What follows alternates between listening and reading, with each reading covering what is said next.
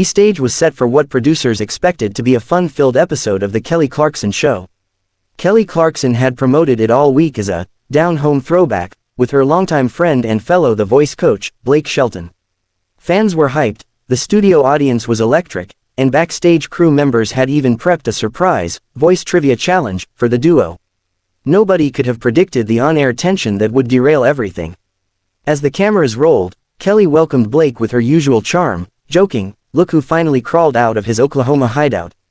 Blake gave a half smile, walking onto the stage with his usual swagger. They hugged, exchanged a few barbs, and settled into their armchairs. The chemistry was still there, or so it seemed. The first few minutes went smoothly. They reminisced about their time on The Voice, swapped stories about pranks they pulled on Adam Levine, and even performed a short acoustic duet of Austin and Because of You, mashed together. The crowd loved it, but it was during the interview segment when things began to take a strange turn. Kelly, glancing at her cards, playfully said, "So Blake, you've been Mia lately. Skip the CMAs, skip the ACMs. What gives? You hiding out or just over the cowboy scene?" Blake chuckled but then paused. "I guess I just got tired of the industry bull. Tired of people pretending they care about country music just to make a buck or look cool." The audience let out an audible, "Ooh." Kelly tilted her head and asked, "Wait, are you throwing shade at someone specific? You know I dabbled in pop, but country's in my bones." Blake's eyes narrowed. "I'm not naming names, but let's be honest, there are folks out there who treat country music like a side hustle." Kelly leaned forward, her tone noticeably sharper. "You talking about me, Blake? 'Cause if you are, you better say it with your chest." The tension in the room shifted instantly. Gone was the laughter. The smiles faded. Audience members exchanged nervous glances. Even the crew behind the cameras paused, unsure whether to keep rolling. Blake sat up straighter. "Kelly, you left country high and dry when it suited you. Now you bring it up like you never strayed." Kelly's mouth dropped slightly, her hands gripping the armrest of her chair. "I've never turned my back on country music. I've honored it every step of the way. Just because I explore other genres doesn't mean I forgot where I came from." "You say that now," Blake snapped. "But your last album barely had a twang. And let's not pretend your team didn't push it as pop first." Kelly laughed bitterly. "That's rich coming from a guy who's done reality TV, duets with pop stars, and a vodka brand. What's that got to do with country music?" Blake stood up, towering over her. "Don't lecture me on authenticity. At least I never sold out my roots." Kelly stood too. "You're not some country martyr, Blake. You're a showman just like the rest of us." Blake's jaw tightened. He reached down, pulled off his mic, and tossed it onto the table. "You know what? I didn't come here to get ambushed by someone I thought was a friend."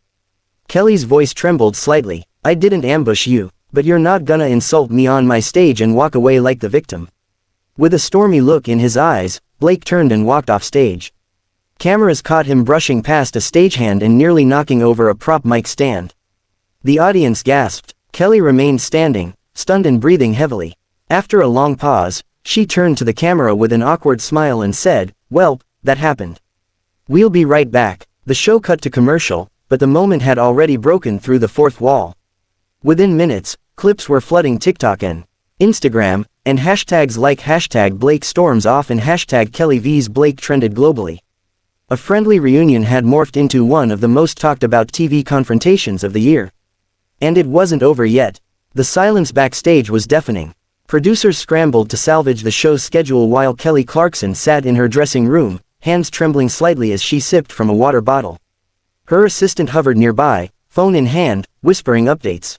"We're already trending." TMZ picked it up. They titled it, "Blake Shelton explodes on Kelly Clarkson's show and walks off set." Kelly shook her head slowly. That wasn't an explosion. That was Blake being Blake, when he doesn't get his way.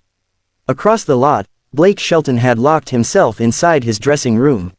Only his manager was allowed in, and even she couldn't calm him down.